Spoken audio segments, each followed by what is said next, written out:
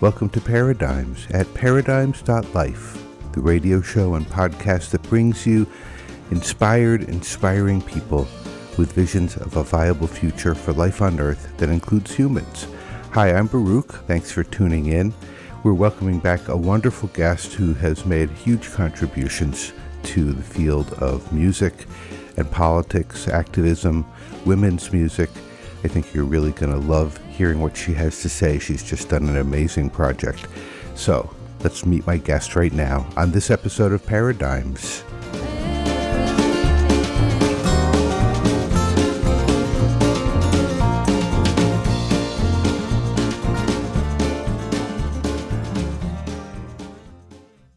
Holly Neer, welcome back to Paradigms.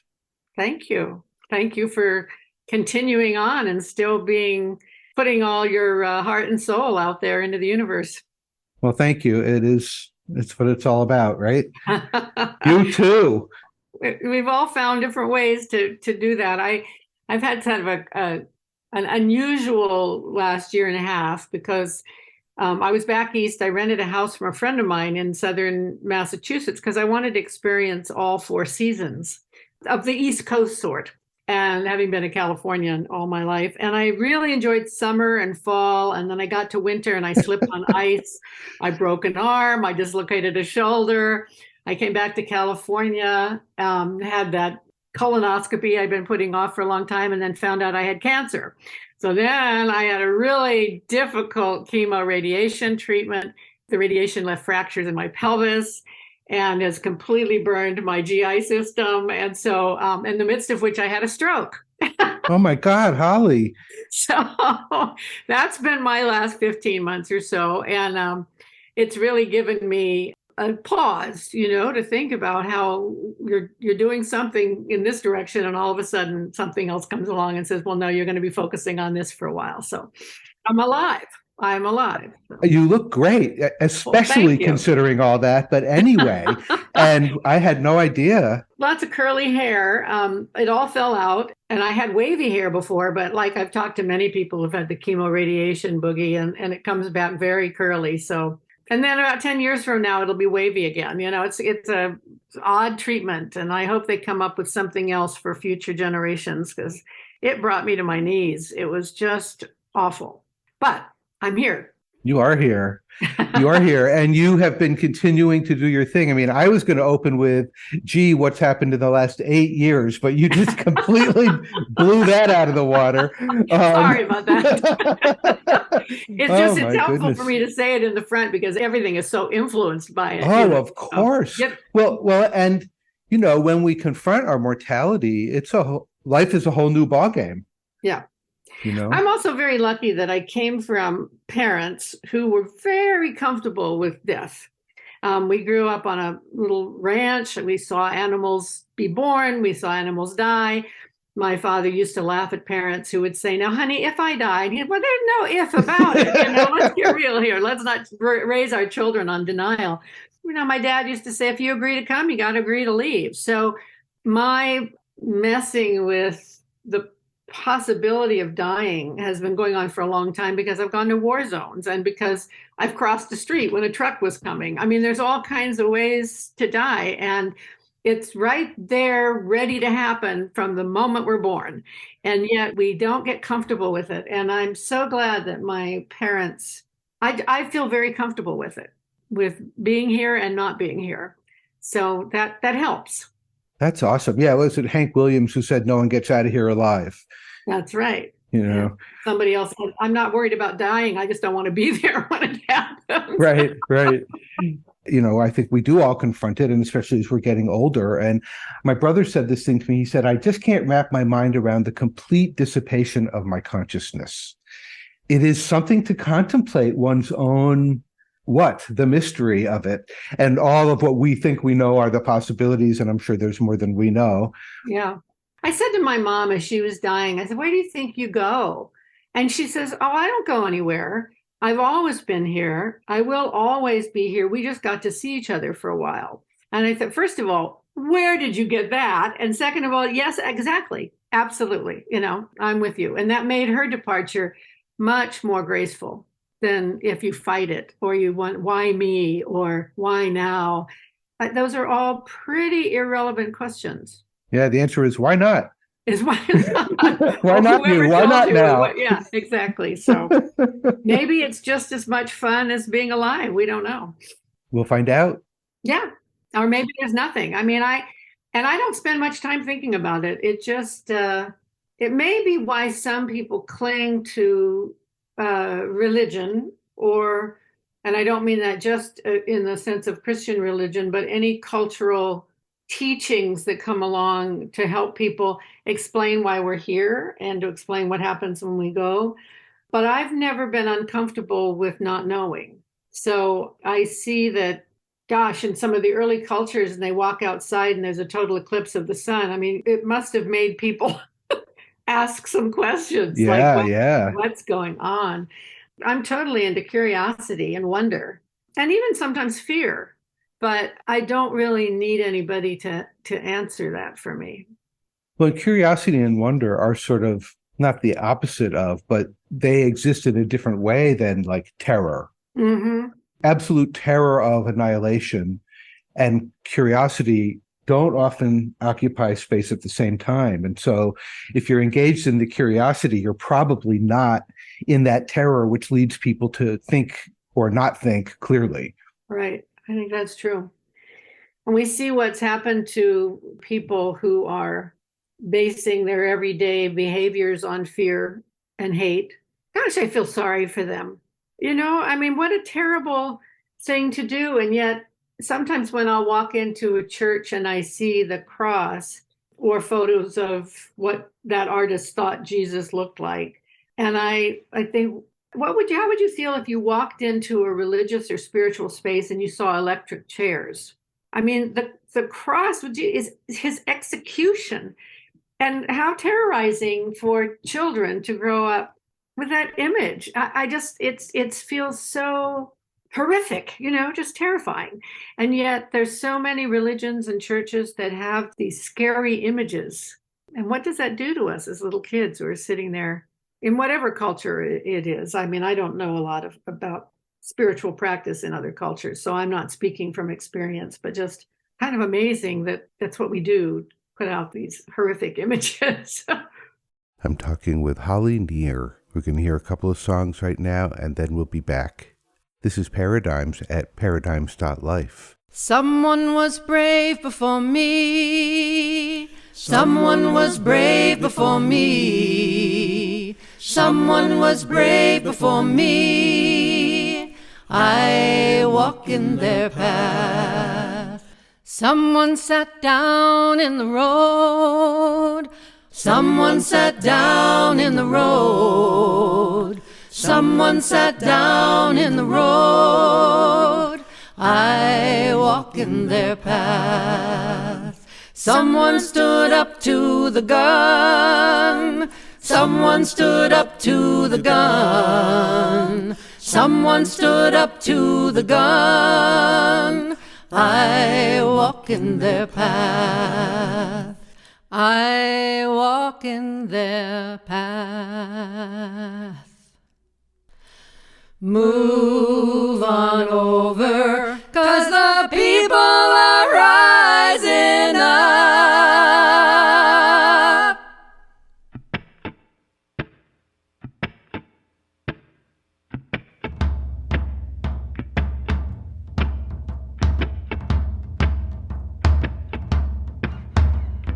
I ain't afraid.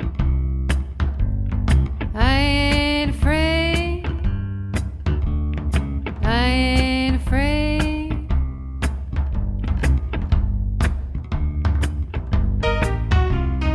I ain't afraid of your Yahweh. I ain't afraid of your Allah. I ain't afraid of your Jesus. I'm afraid of what you do in the name of your God. I ain't afraid of your churches. I ain't afraid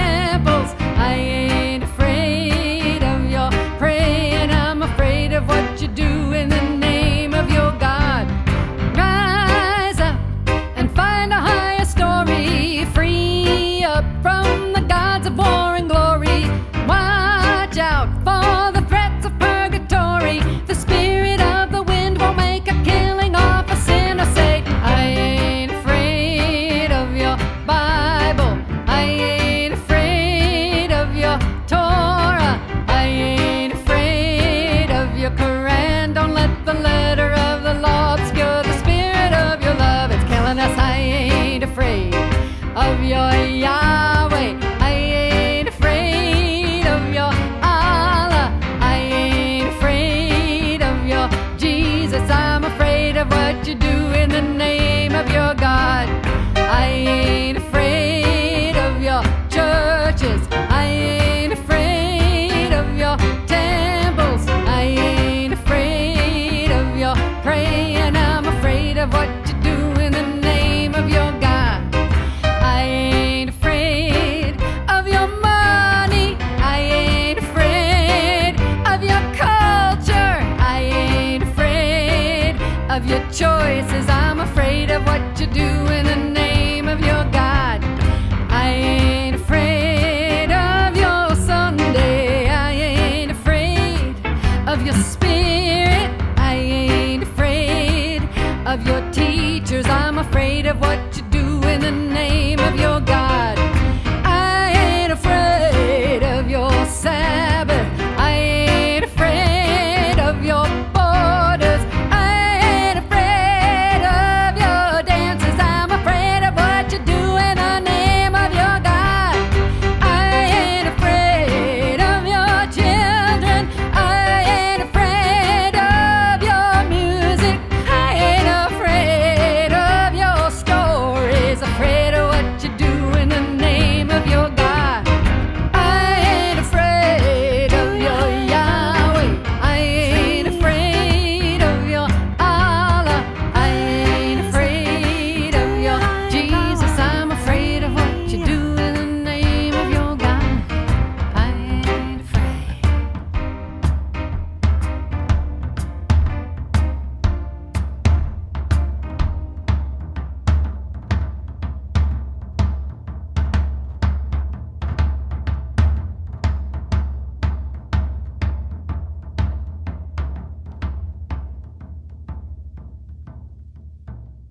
We just heard I Ain't Afraid from Holly Near's album Edge, and before that, Someone Was Brave Before Me, Move On Over, from her album 2018. All right, let's get back to my conversation with Holly Near.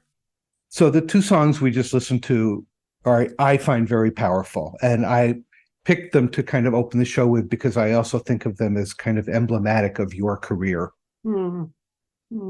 It's interesting. I love hearing people talk about what songs have invited them to a space that they want to go to and how they feel about it, how long those songs stay in their life. Or, as a songwriter, I write them, I put them out there, but I'm not on a fly on everybody's wall. So it's always lovely for me to hear which songs have moved people. So I like those two. Thank you.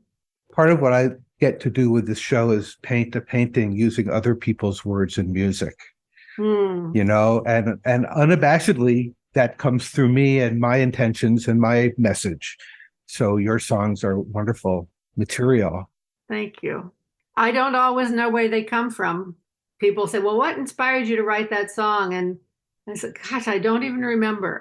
And then, well, how long did it take you to write that song? Well, a lifetime. Writers work with whatever their accumulated knowledge and wisdom and misbehavior and all kinds of things, whatever they might be. So I tend to observe, I notice things, and I just put that noticing into a toolbox somewhere. And then when it's time for the song to be written, it's not like I start from scratch. It's already been building itself almost unbeknownst to me. And then I start to write, and all of that noticing finds its way out into the lyric, and in some cases into the music. I like writing in cars or trains. I like where there's some kind of external rhythm going on. I wrote one song when I was waiting to be picked up at an airport, and they were one of those big machines that was pounding and making a big sound. It's not really a jackhammer, but it was coom, and I wrote a song while I was waiting to that rhythm. Or I'll be driving along in a car and I'll look over and I'll see a tennis court, and you can, just look back at the traffic, or you can notice that there's a Black person playing tennis on there, and then you can just go, oh, there's a Black person playing tennis. Or you can take it even farther and you can think of what had to happen as social change movements in our country to make it possible for there to be a Black person playing on a white person's tennis court. And so there's never there's never any time to be bored unless we choose it, because one can always take the thought process the next step. Well, then who were those movements and who went before me? And what was it like to be not allowed to go into the swimming pools and not allowed on the tennis courts? And what is happening now? And who are the players I mean, it just, that conversation can go on and on and on for as long as I want it, or until something else comes along and distracts me. So that's the process that ends up somewhere in my luggage, so that when it comes time to write an article or a song lyric, it's already been thought about a lot. So you're observing, you're paying attention. And I'm chatting with myself. I'm the tennis player, I'm the racist, I'm the slave owner, I'm the government, I'm the people, and they're all talking to each other in my head. And then I basically tell them to go away. The light has changed. It's green now. I'm moving on. But that conversation is, some kind of conversation like that is going on in my head most of the time. And I think in some ways it's been very hard for people to be my friend, because they're dealing not only with what they see, but what they know is going on in the brain. I have another friend who's like that, Starhawk. She is always got so much going on. And there she is talking to you. And sometimes you can see that she has to pay attention to some other thing going on in her brain. It's interesting, isn't it? Yeah, she's amazing. I remember seeing Ram Dass after he had a stroke, and he, in his hour presentation, got about 3 ideas out. And you could almost see it going from his brain to finally figure out how to come out of his mouth. It was really phenomenal. And one of the things he said to predominantly his audience was, I think it would be good for, of course, much slower than I'm saying it, I think it would be good for people who are in the left or the social change, the progressives, to have take more time to have a spiritual life. And his crowd loved that. But then he said, but I also think it would be really good for people who have a spiritual life to become more involved in political action. And they didn't cheer that one quite so much. They went, oh dear, now he's asking something from us. But you could see his brain working, it's just extraordinary. Humans are quite something. Mm. We have our individual self, you're Holly, I'm Baruch, and then we have the giant conversations that we're all part of. And now I'm reading this thing where they're saying the brain isn't a computer, it's a transducer. It's literally, we are just plugging into cosmic consciousness. And that, Jung said that a century ago. And like the universe, the cosmos is like a giant neural net, and everything is literally there, and we can plug into it. And we do. We can. And also, if we don't even have that level of consciousness about it, there are people who I've seen who are plugging into it without even knowing they're plugging into it. Absolutely. Their love is coming through without any connection to some universal energy. It's just in them and it's oozing out. Similarly with hate. It doesn't require belief, although belief does facilitate things. Well, belief energizes the relationship, I guess. Like people say, what do you believe in? I said, I don't think I have to believe in anything. It just kind of is. And one idea is entertaining to me for a while, and then another idea is entertaining. But it's why I never really joined organizations or clubs, or it's an obstacle for me to be a belonger. It's better for me to be more fluid. But that's not true for everybody. Some people get their best work done when they belong to an organization and they work for that organization, or they belong to a family and they work for that family, to an idea. So it's just not, one size does not fit all. We'll be back with the wonderful Holly Near after we hear the title track from her album, Show Up.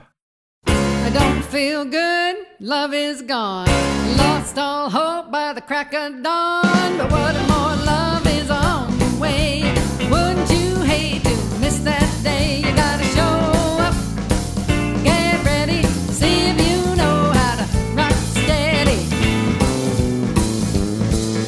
It don't look good, the music's bad. You know I lost all hope that I thought I had. But the good news is on the way. Wouldn't you hate to miss that day? You gotta show up, get ready, see if you know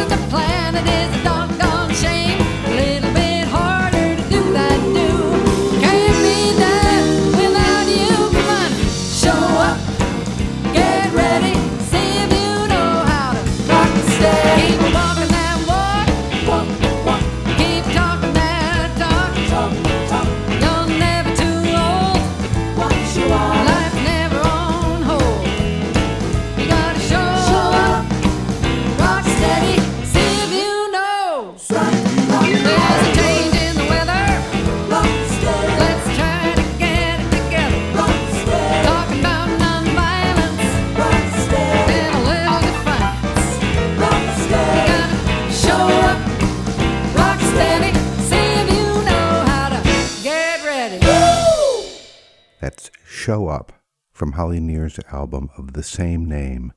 And now here's the next part of my conversation with Holly Near.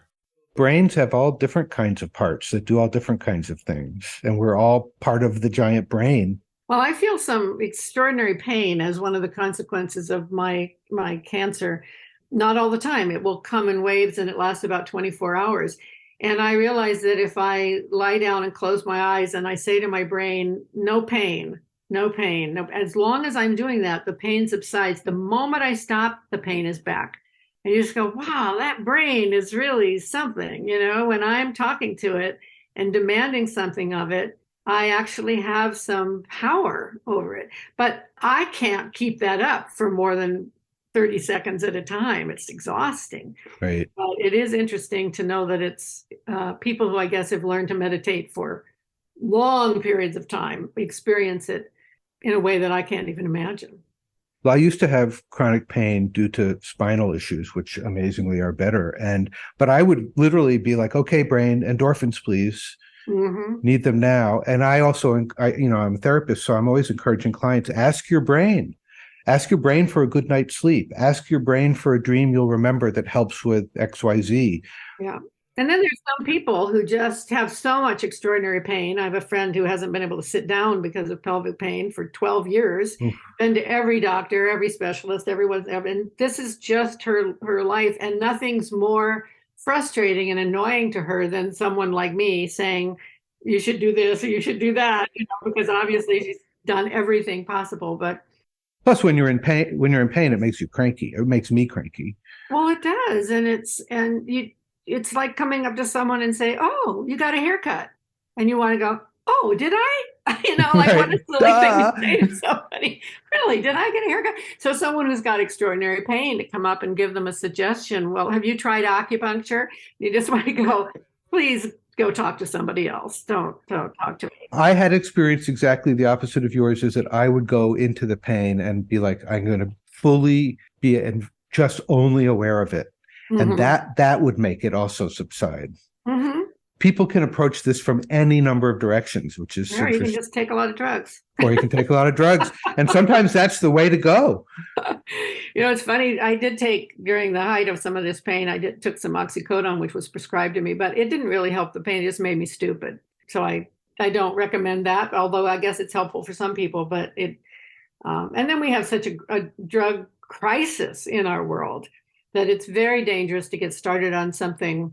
I know when I first called the ambulance with the stroke, and they put me in the ambulance and they put an IV in there, and the next thing I knew, they'd given me fentanyl.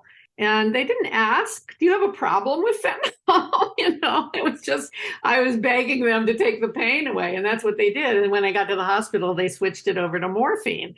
I was with a partner for 14 years, and he would say to the doctor immediately we walked in, look, I'm an addict. I've been in recovery a long time, I'm an addict. So let's not just prescribe me things without having that as part of the conversation. And next thing we knew, those doctors were pulling out their prescription pads and writing things. It's like, you really do need a support group to be with you, if possible, when dealing with pain and with illness and all of those things, because whether it's that they have too much on their mind or who knows what the reasons are, I'm not going to try to explain away doctors and healthcare workers. They do amazing things, and they kept me alive with this cancer. I credit them for keeping me alive. But at the same time, drugs are no small thing. One has to be very, very careful with them. It's very intense. I'm allergic to synthetic opioids. They just don't work well in my body. And I carry my advanced directive in my phone. Who knows if anyone would stop to look at it, but it's there.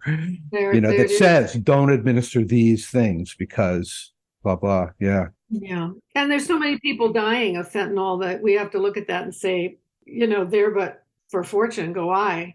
Oh, was that Phil Oakes that wrote that song? There but for fortune go you and I. You should know better than me. I should. Oh, well, maybe somebody who's listening can say, no, wasn't that, it was this. But that's it. We have a collective memory. Somebody is remembering who wrote that. Joan Baez sang it. I'm thinking it might have been Phil Oak. I'm talking with Holly Near, and she's been sharing some of her personal experiences dealing with health challenges. And here's a song called Let's Face the Music and Dance.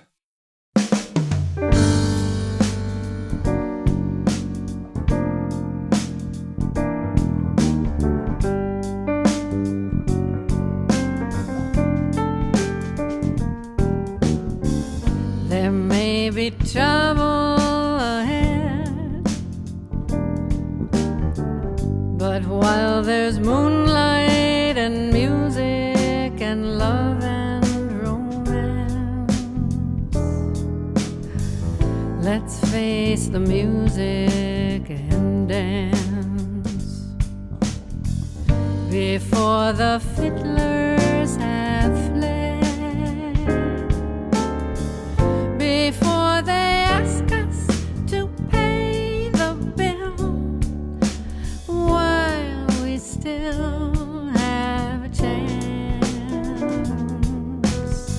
Let's face the music and dance.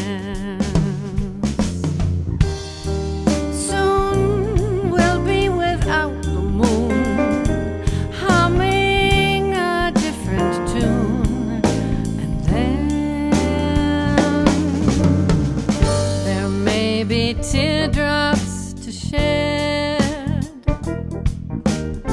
So while there's moonlight and music and love and romance,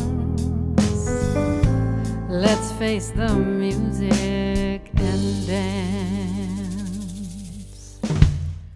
From her album Peace Becomes You, let's face the music and dance. I guess we all have to do that, right? Or we get to do that. Here's the next part of my conversation with Holly Near. This is Paradigms at paradigms.life. I want to ask you about the project that you have done, recently celebrating all of these years of women's music. It started out with wanting to interview Linda Tillery and Mary Watkins. Linda was ill and Mary had just turned 80.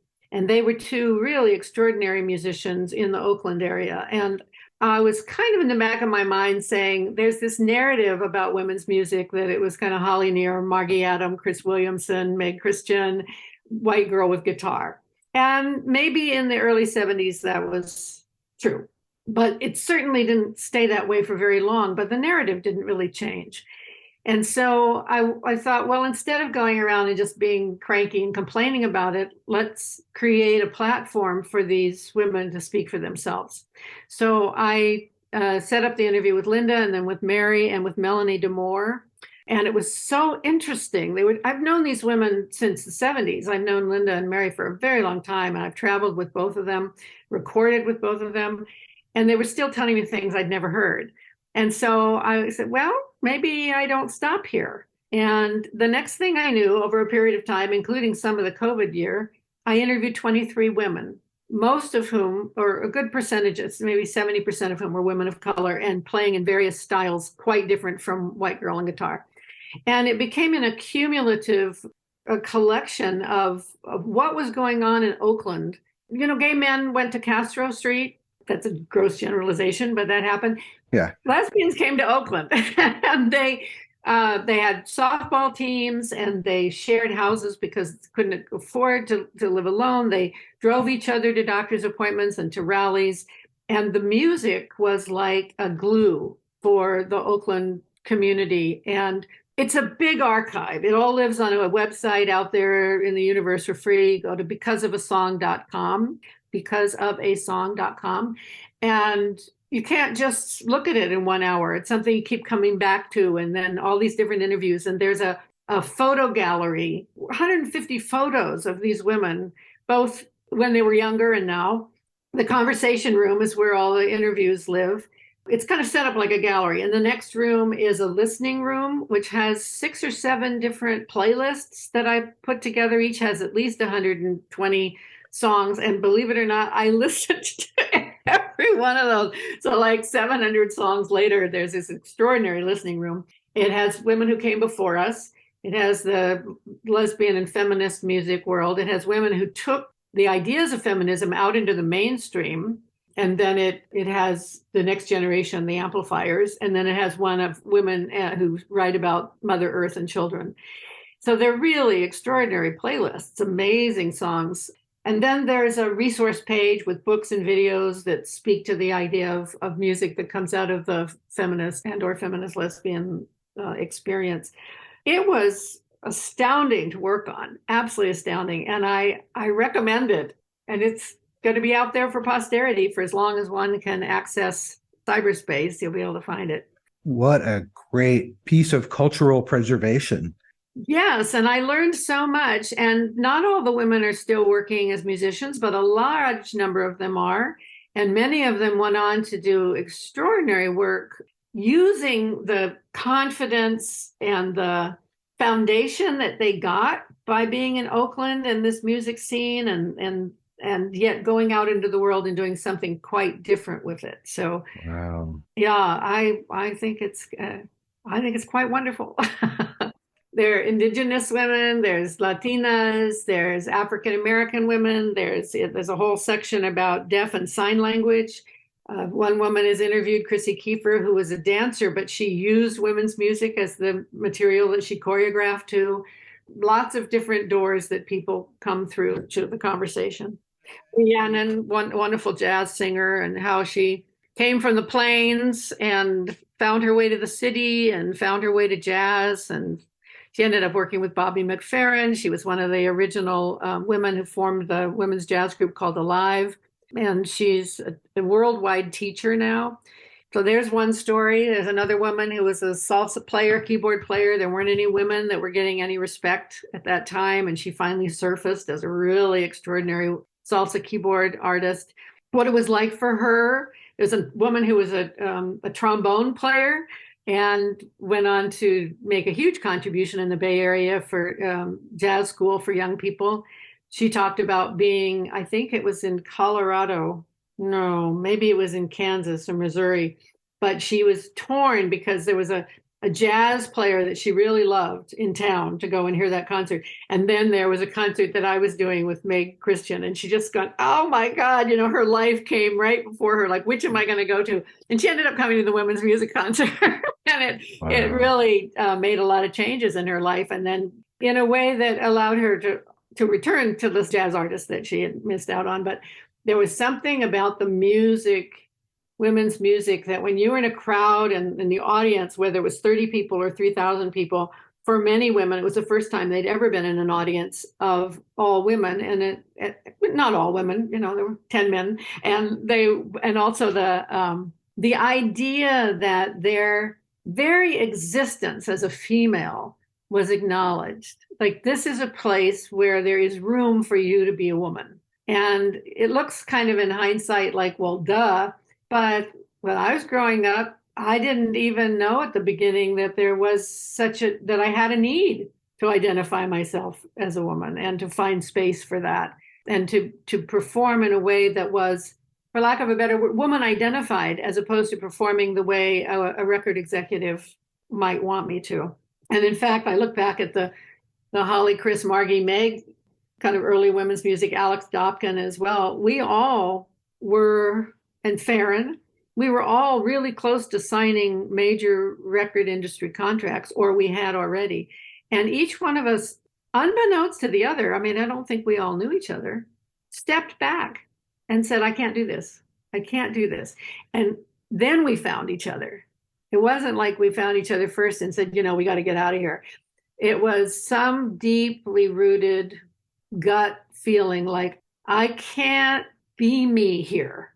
So I either have to decide to not be me here or to leave here and see if I can figure out what being me looks like. We'll be back with more Holly Near after this song, also from her album Peace Becomes You. We're still here.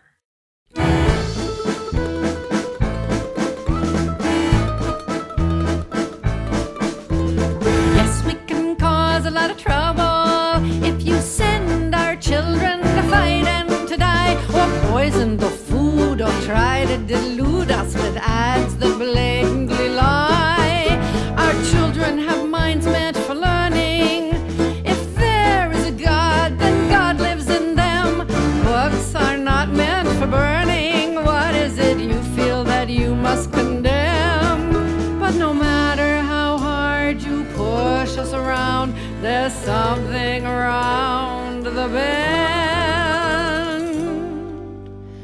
We're still here, choosing love over fear.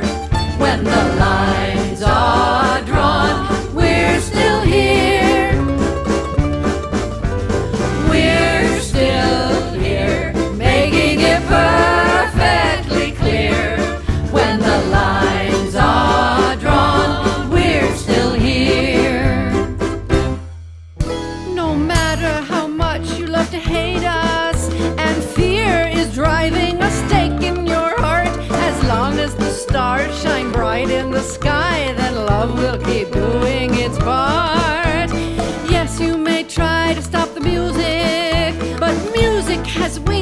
flies over your walls. It's there when we dance and when we romance. It's there when the dictator falls. But no matter how hard you push us around, there's one thing you need to recall. We're still here, choosing love over fear. When the lines are drawn, we're still here. We're still here, making it perfectly clear. When the lines are drawn, we're still here. Sometimes we get sad and discouraged as old friends die and dreams slip from our grasp. But as much as we treasure our memories, we don't live in the past. Years can bring us gray hair and wrinkles and wisdom as well, I hasten to say. With walkers and canes, we are standing between young people and harm's way. And your job just got harder today because we're still here, choosing love over fear. When the lines are drawn, we're still here. We're still here, making it perfectly clear. When the lines are drawn, we're still here. When the lines are drawn, we're still here. We're Still Here, Holly Near, from her album Peace Becomes You. Now here's some more conversation with Holly Near. You created a cultural framework in a way, a cultural resource. I mean, I was a teenager when all that was going on, young gay teenager, and that was its own thing, but for me, being exposed to that, the women's community in Vermont and the women's music was edifying and affirming too. Yeah. And we were almost teenagers. We were like 22, starting record companies and forming national organizations that would allow us to tour and figuring out how to make records and distribute them and figuring out how to produce concerts. It was all getting made up. When Change and the Changed came out with the song Waterfall, that was literally a watershed moment because that song crossed over and uncompromisingly so was what it is what it is. I think I'll have to play it now for people because it's so gorgeous. At one of the Michigan Women's Music Festivals, Rhiannon and I did a duet of that song. And it's one of my favorite live performance moments in my life. Sometimes it takes a rainy day just to let you know that everything's gonna be alright.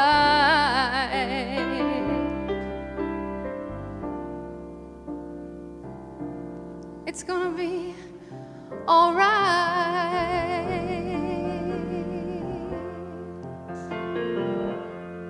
I've been dreaming in, won't you wake me up, someone? I need a little peace of mind. Won't you wake me from this dream that I've dreamed too many times? I need a little peace of mind. Oh, I need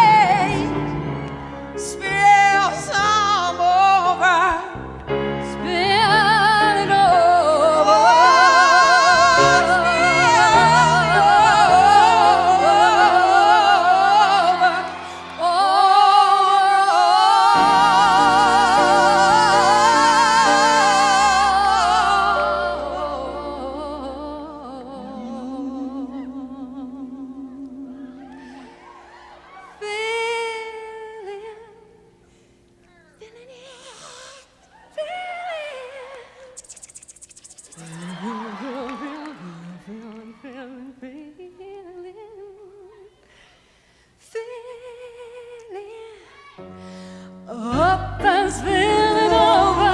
It's an endless waterfall, filling up and spilling over, overall. Fill it up and spilling over. It's an endless waterfall, filling up and spilling over,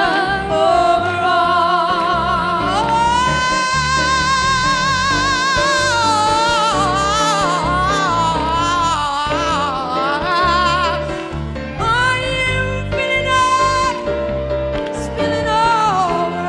You are filling up, it's spilling over. It's just an endless, it's endless, it's just endless, it's endless, it's just endless, it's waterfall.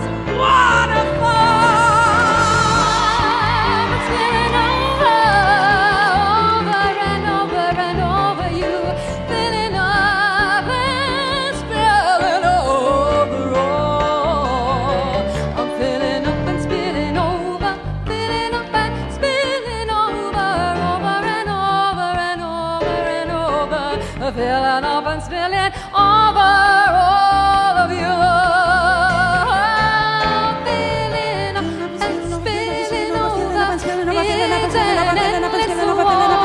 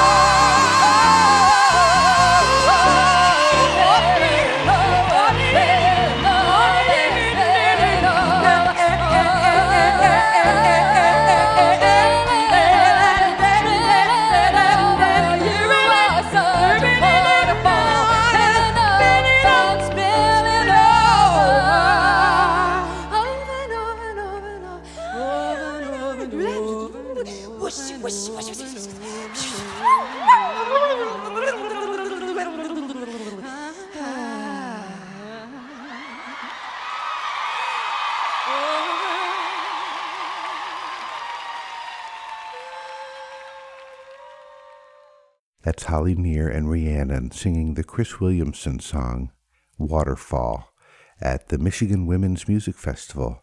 All right, here's the next part of my conversation with Holly Near. But all of this, firstly, this amazing resource that you've created because of asong.com, but also all of this that you've helped create. I mean, I'm just imagining you must be getting to enjoy this feeling of having created this beautiful thing that's out in the world, touching literally millions of lives. It's quite extraordinary. And I think we'll never know how much. I mean, songs have lives of their own and they fly off and you don't know what kind of work they're doing. And they're doing something out there, whether I'm with it or not. And I don't think credit will be given because that's not how our society and culture works. But even those women who took feminist ideas into the mainstream, we laid down some bricks that allowed that path into the mainstream. And never did we imagine how much feminism and acceptance of lesbianism exists there now. I mean, my vision and dreams weren't as big as they've become.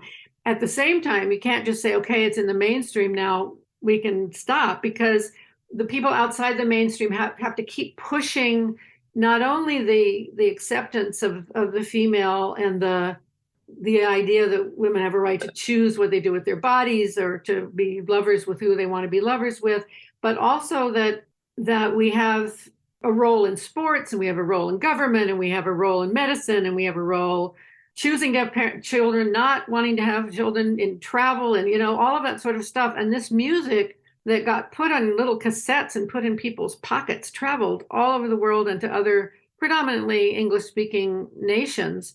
And we'll just never know to what degree it held all of this that allows there to be a Billie Jean King in tennis. And who needs to know? It's just that, wow, look what's happened. But the next generation, or elders like me, have to decide to stay true to making sure that popularity of these ideas is not enough, that there has to be a very deep connection to anti-imperialism, to anti-racism, to supporting people's right to their gender, the rights of children. Children are still getting hit. I mean, it's not over. It's like an endless push. The fact that the Voters' Rights Acts are challenged, the fact that Roe versus Wade was challenged, it's not over. There's a much bigger space out in the mainstream for somebody to say, sing a song, I kissed a girl and I like it. And that's fun and that's great. That's not going to end imperialism, racism, the prison industrial complex, all that stuff. And I don't mean to sound so rhetorical, but the work is not over, because people outside of that mainstream, that job will always be required to keep pushing the envelope on the more complex and deeper understanding of these issues than what will make it into the mainstream. And it's a wonderful job. Anybody out there listening who wants to decide whether they want to be in the mainstream or they want to be on the left of it pushing, they're both really good jobs. There's Bonnie Raitt loves her job and I love mine, and we can be friends, and we're doing really different things. I put everything in the context of healing society, healing the individual, healing from our wounds and traumas, healing from our prejudices. That's my context.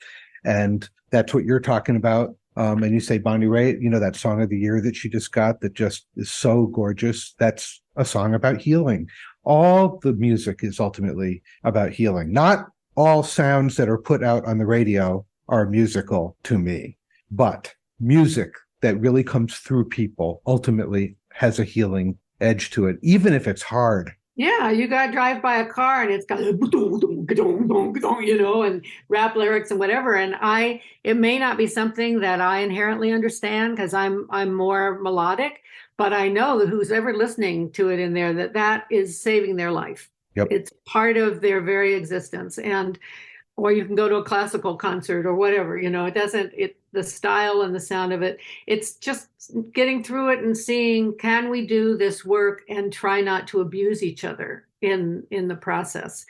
And that's hard. It's hard no matter how conscientious you are to go, oh gosh, because I've had people say, well, that's not a very good thing to say. And well, tell me, if someone thinks I've done something that's racist, it doesn't help for me to say, well, I'm not racist. What helps is for me to say, I'm interested in what you think I said. I would like to learn from. Nobody wants to unlearn their racism as much as I do.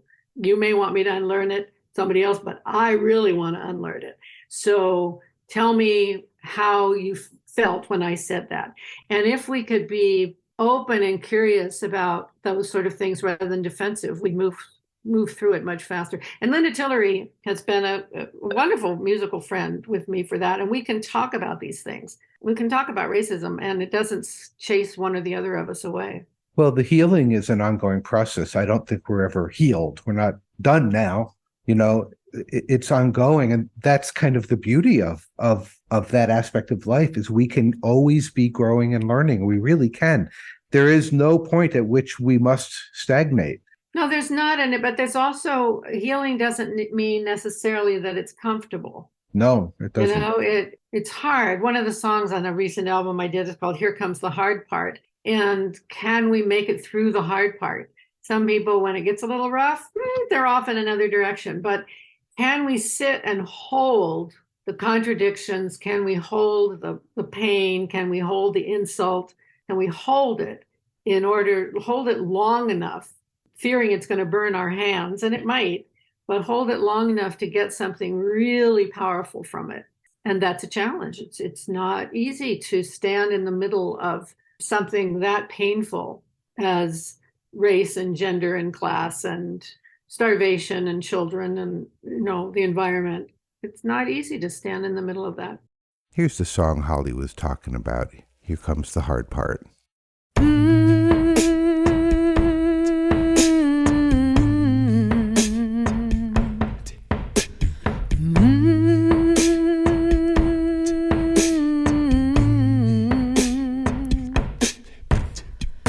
Young folks getting shot in the back.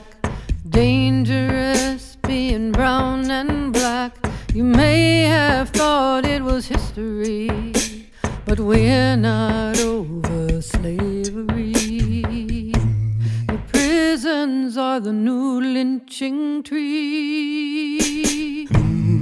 Here comes the hard part, taking in the hard part, learning about the hard part, the hard part of change. And then comes the hard part, dangerous the hard part, lifetime of the hard part, will we keep showing up? We live together, still we live apart. This great divide is ripping my heart. There's no such thing as colorblind when race has all our lives defined. This takes more work than simply believing. I'm staying with this, I'm not leaving. Are we afraid to do the hard part? Do we keep failing at the hard part? We are shaking in the hard part, but we keep showing up.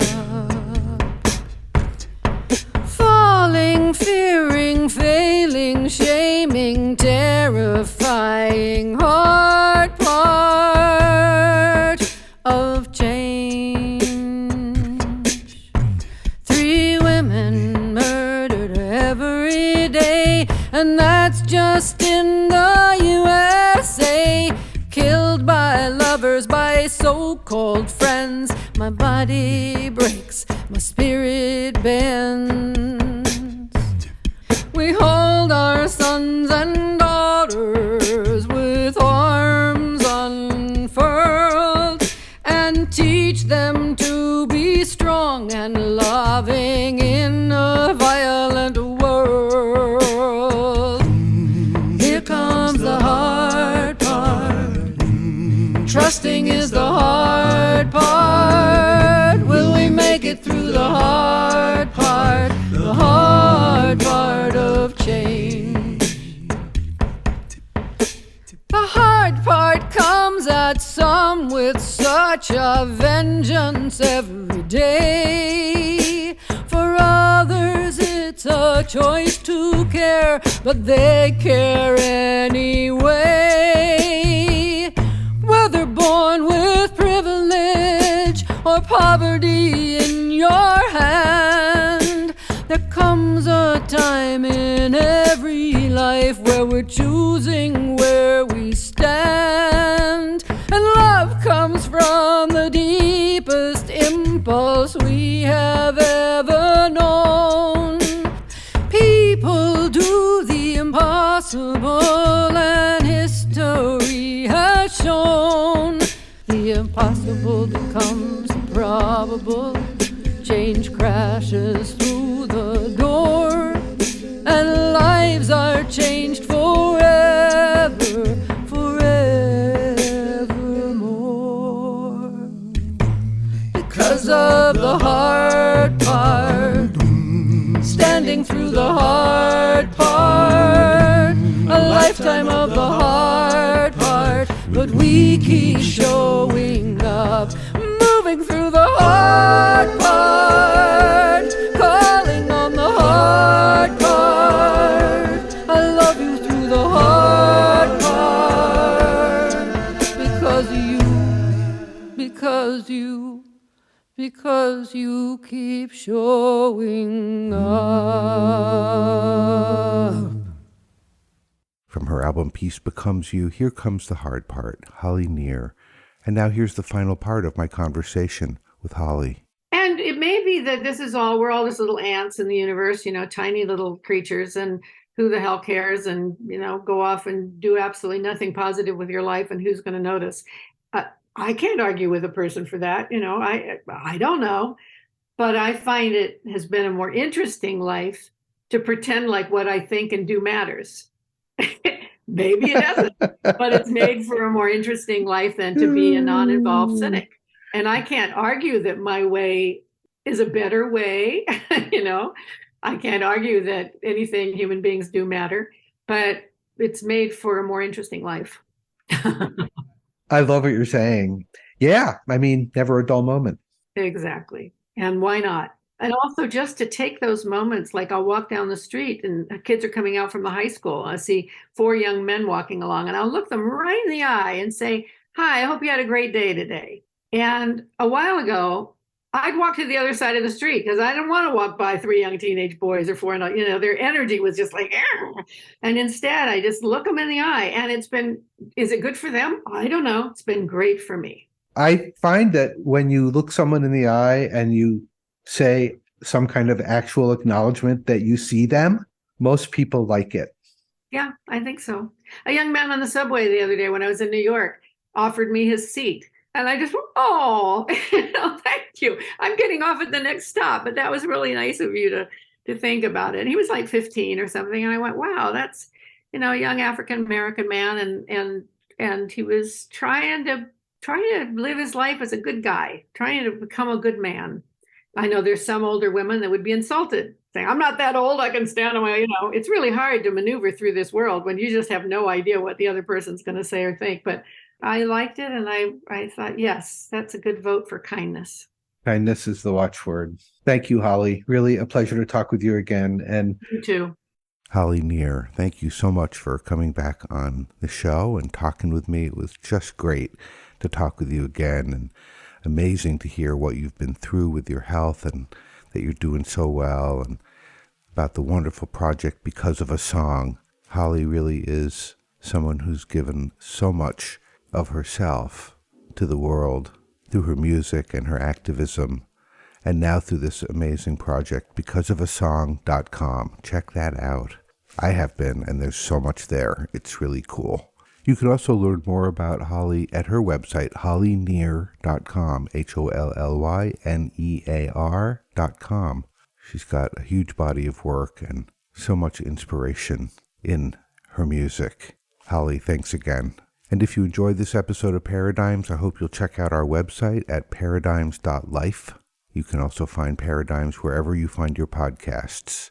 One of the reasons I really love Holly and her music is that they resonate for me so strongly with my own values around personal and political liberation. That people get to be themselves.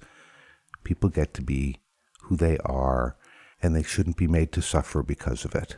Whether it's lesbian or gay or trans or bisexual or black or white or tan or short or tall or skinny or fat or whatever we are, we get to be who we are.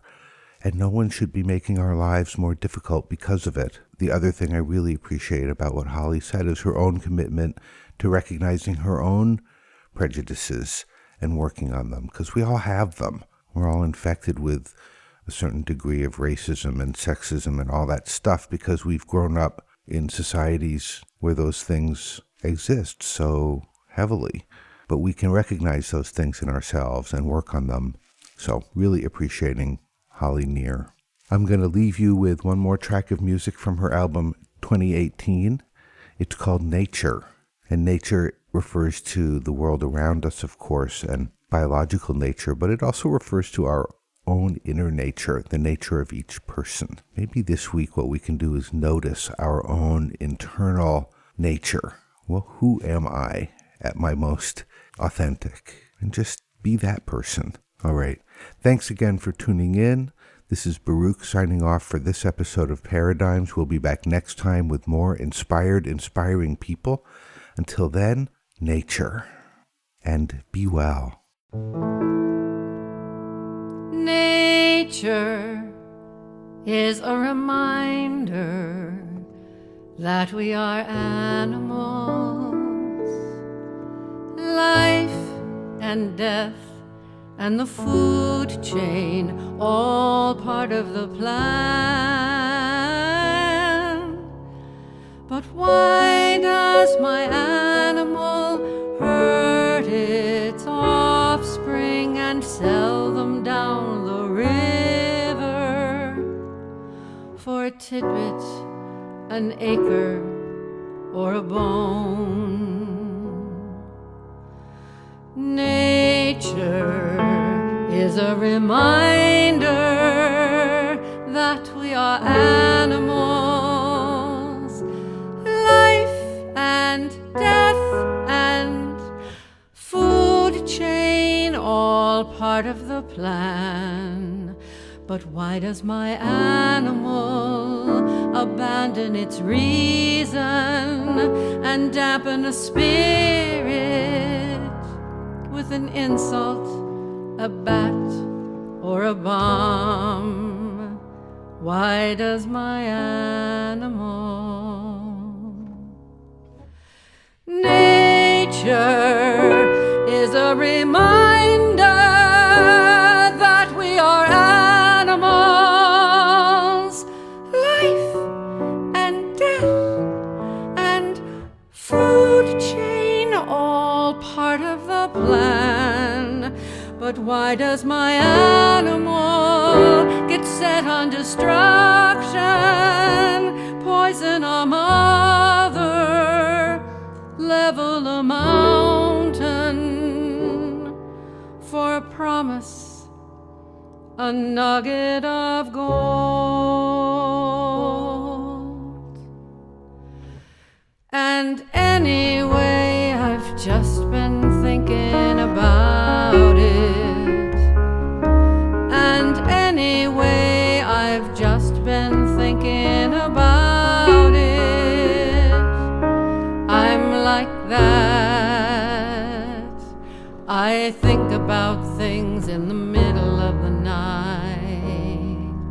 And anyway, I've just been thinking about it. And anyway, I've just been thinking about it. Are you like that? Do you think about things in the middle of the night?